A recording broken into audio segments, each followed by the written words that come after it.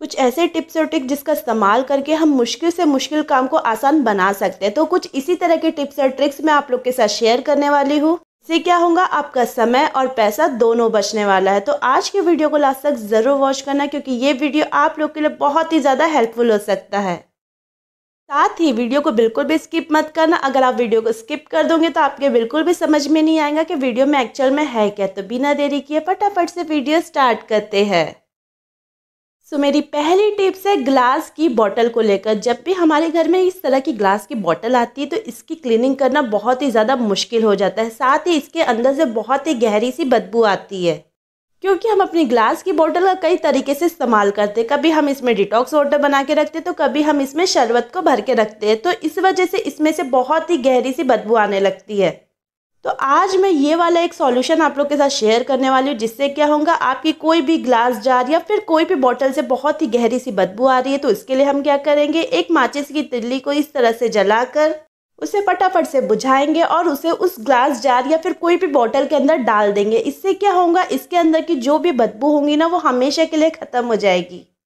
जैसे ही हम माचिस की तिल्ली को अंदर डालेंगे, हमें फटाफट से बोतल के ढक्कन को लगा देना है। इससे क्या होगा, इसके अंदर जो बदबू होंगी ना उसे माचिस की तिल्ली हमेशा के लिए ख़त्म कर देगी। और थोड़ी देर तक के हमें बोतल को बंद रखना है और फिर उसके बाद थोड़ी देर बाद हम बोतल के ढक्कन को खोलकर माचिस की तिल्ली को बाहर निकाल लेंगे।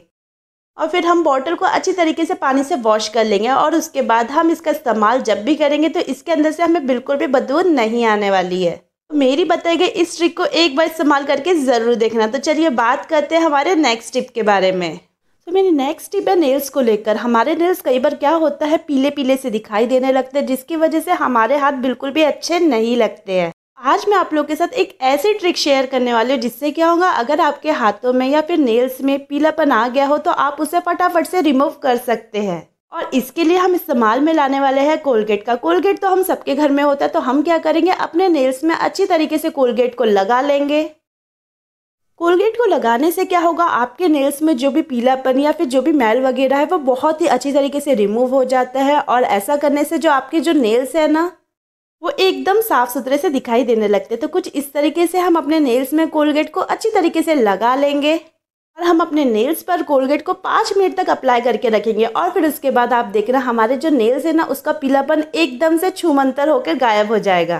तो कभी आपने ऐसा ट्राई करके नहीं देखा तो एक बार ट्राई करके ज़रूर देखना। तो अब हम क्या करेंगे, इसे अच्छी तरीके से वॉश कर लेंगे और आप देख सकते हैं हमारे जो नेल्स है ना एकदम साफ सुथरे से दिखाई दे रहे हैं। साथ ही इसमें से जो हल्दी वगैरह का जो दाग है ना वो भी अच्छी तरीके से रिमूव हो गया है। तो अगर आपको मेरी ये वाली ट्रिक अच्छी लगी हो तो एक लाइक ज़रूर करना। और हाँ, अगर आप मेरे चैनल में नए हो तो चैनल को फटाफट से सब्सक्राइब कर लीजिए, क्योंकि मैं लाती रहती हूँ इसी तरह के इंटरेस्टिंग किचन टिप्स, ट्रिक्स और हैक्स। तो बात करते हैं हमारी नेक्स्ट टिप के बारे में।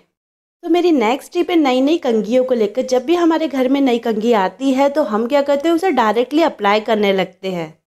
कई बार ऐसा भी होता है कि जैसे ही अपनी नई कंघी को लाए और उसे अप्लाई करते हैं अपने बालों में, तो हमारे जो बाल है ना वो बहुत ही ज़्यादा टूटने लगते हैं। नई कंघी होने की वजह से उसके जो दांते होते हैं वो बहुत ही ज़्यादा शार्प होते हैं, जिसकी वजह से हमारी जो स्कैल्प होती है बालों की वो बहुत ही ज़्यादा डैमेज हो जाती है। नई कंघी से आपको कोई परेशानी ना हो करके मैं आप लोग के साथ ये वाला ट्रिक शेयर कर रही हूँ। इसके लिए हम क्या करेंगे, अपने घर की प्रेस को थोड़ा सा गर्म कर लेंगे और उसके बाद हम नई कंघी को कुछ इस तरीके से अपने प्रेस पर रखेंगे, जिससे क्या होगा, अपने जो नई कंघी लेकर आए हो उसकी जो शार्पनेस है ना वो कम हो जाएगी। और ऐसा करने के बाद जैसे ही आप अपनी नई कंघी को इस्तेमाल करेंगे अपने बालों पे, तो आपको इससे कोई भी परेशानी नहीं होने वाली है। तो मेरी ये वाली ट्रिक को एक बार इस्तेमाल करके ज़रूर देखना। तो चलिए बात करते हैं हमारे नेक्स्ट टिप के बारे में। तो मेरी नेक्स्ट टिप है रोटी बनाने को लेकर। अक्सर क्या होता है, हम रोटी बनाने जाते हैं और हम उसके लिए तुरंत आटा लगाते हैं, तो होता है कि हमारी जो रोटी है ना वो कटी फटी सी दिखाई देती है। तो हमारी रोटी कटी फटी ना बने करके हम क्या करेंगे, रोटी के आटे को हल्के कुनकुने पानी से भिगाएंगे। इससे क्या होगा, आपकी जो रोटी है वो नरम भी बनेगी, साथ ही उसकी जो एजेस है वो बिल्कुल भी कटेंगी नहीं, वो बहुत ही अच्छे से बनेंगी, साथ ही वो गोल भी बनेंगी। हल्के कुनकुने पानी से रोटी के आटे को लगाने से होगा कि आपका जो रोटी का आटा है ना वो बड़े ही आसानी से गूंद के तैयार भी हो जाता है, साथ ही वो नरम भी रहता है। इसके अलावा हमें रोटी के आटे को काफ़ी देर तक के मसाज भी नहीं करना पड़ेगा। अगर आप रोटी के आटे को कुनकुने पानी से लगाओगे तो जो आपका रोटी का आटा है ना, वो काफ़ी देर तक नरम भी बना रहेगा। साथ ही हम इस्तेमाल में लेकर आएंगे 1 चम्मच घी का। तो इससे क्या होगा, आपका जो रोटी का आटा है ना, इसकी हम मालिश हमें ज़्यादा नहीं करनी पड़ेगी। और अगर आप रोटी बनाने के बाद बचे हुए आटे को अगर फ्रिज में रखते हो तो वो बिल्कुल भी सख्त नहीं होगा। मेरी बताई गई ये छोटी छोटी टिप को इस्तेमाल करने से होगा क्या, आप फटाफट से रोटी के आटे को लगा भी लोगे और अपनी जो रोटी आपने बना के तैयार की है ना, वो सॉफ्ट भी बनी रहेगी। देख सकते हैं हमने रोटी के आटे को कितना सॉफ्ट गूंधा है। तो कुछ इसी तरीके से मेरी बताई गई छोटी छोटी टिप का इस्तेमाल करके आपके घर की रोटियां भी सॉफ्ट बनेंगी, साथ ही वो गोल भी बनेंगी। तो चलिए अब मैं आपको इस रोटी को बेल के दिखाती हूँ और आप देखना हमारी जो रोटी ना वो कटने वाली है और ना ही वो फटने वाली है।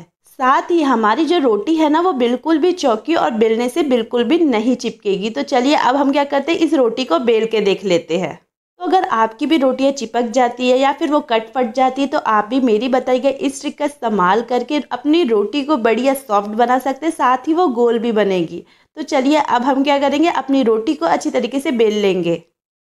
अगर आप भी वर्किंग वूमन है या फिर आपको भी टिफ़िन वगैरह बनाना रहता है और आपको इसके लिए फटाफट से रोटी के आटे को लगाना पड़ता है, तो आप भी इस तरीके से मेरी बताई गई छोटी छोटी टिप का इस्तेमाल करके फटाफट से ढेरों रोटियां बना के तैयार कर सकते हो। तो आप देख सकते हो कितने आसानी से रोटी बन के तैयार हो रही है और ना ही वो बेलन से चिपक रही है और ना ही कट रही है, बिल्कुल गोल बन के तैयार हुई है। तो अब मैं आपको इसे उठा के दिखा रही हूँ और आप देख सकते हो हम बड़ी से बड़ी रोटी फटाफट से बनाकर तैयार कर सकते हैं छोटी छोटी टिप का इस्तेमाल करके। तो चलिए अब हम अपनी रोटी को सेक लेते हैं और आप देखना हमारी जो रोटी है ना, वो बिल्कुल भी नहीं चिपकने वाली है और ना ही जलने वाली, फटाफट से सॉफ्ट बन के तैयार हो जाएगी। और इन छोटी छोटी बातों का इस्तेमाल करके आप ढेरों रोटियां बना के तैयार कर सकते हो। ऐसा करने से क्या होगा, आपकी रोटी है ना, वो दिन भर सॉफ्ट भी बनी रहेगी और ना ही वो टूटेगी और ना ही वो फेंगी। तो मेरी बताई गई इस ट्रिक को जरूर इस्तेमाल में लाना। तो आज की वीडियो में बस इतना ही गाइज। अगर आपको मेरा वीडियो थोड़ा सा भी हेल्पफुल लगा हो तो वीडियो को जरूर लाइक कीजिए और ज़्यादा से ज़्यादा शेयर कीजिए। साथ ही अगर आप मेरे चैनल में नए हो तो चैनल को फटाफट से सब्सक्राइब कर लीजिए, क्योंकि मैं लाती रहती हूँ इसी तरह के इंटरेस्टिंग किचन टिप्स, ट्रिक्स और हैक्स। तो मिलती हूँ मैं अपने नेक्स्ट वीडियो में, तब तक के लिए बाय बाय।